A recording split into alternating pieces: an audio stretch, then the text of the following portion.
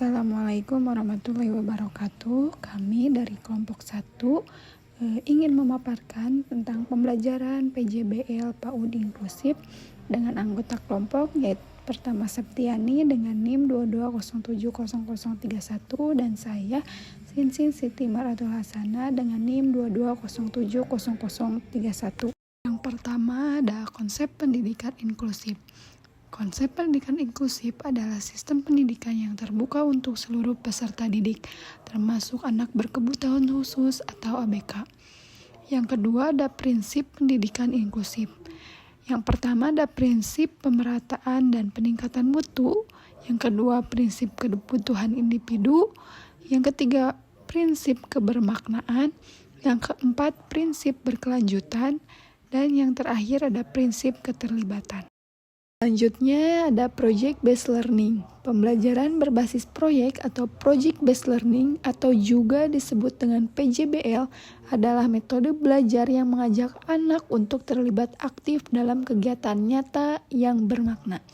Melalui proyek sederhana yang dirancang untuk menjawab pertanyaan atau menyelesaikan masalah. Selanjutnya ada langkah-langkah PJBL di PAUD inklusif.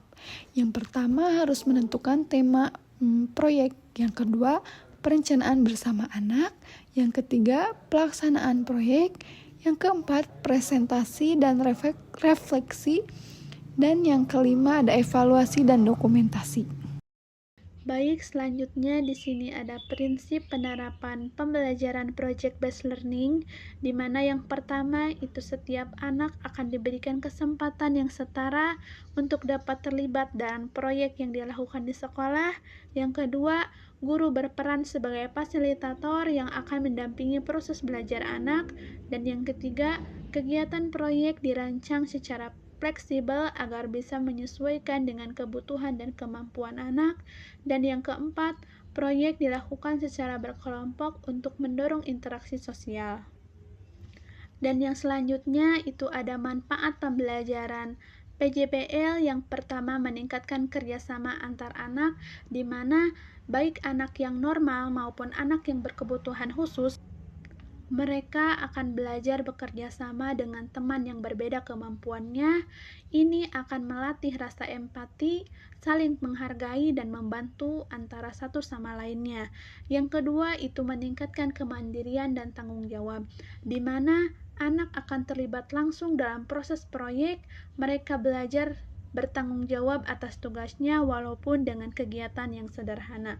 Dan yang ketiga itu melatih kreativitas dan berpikir kritis, di mana anak akan ditantang untuk mencari ide, untuk memecahkan masalah kecil, dan membuat sesuatu dari bahan yang tersedia. Dan yang keempat itu meningkatkan percaya diri dan kemampuan berkomunikasi. Lewat adanya presentasi dan diskusi kelompok, anak akan belajar cara menyampaikan pendapat dan mendengarkan pendapat orang lain.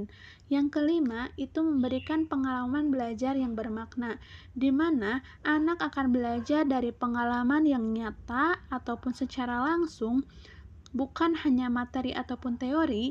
Ini akan membuat pelajaran lebih mudah diingat dan lebih menyenangkan. Kesimpulan, pembelajaran project based learning menjadi salah satu pendekatan yang sangat tepat untuk diterapkan di PAUD inklusif. Dengan adanya bimbingan guru dan dukungan di lingkungan inklusif, semua anak termasuk yang berkebutuhan khusus bisa tumbuh dan belajar secara optimal bersama-sama dalam suasana yang menyenangkan dan lebih bermakna.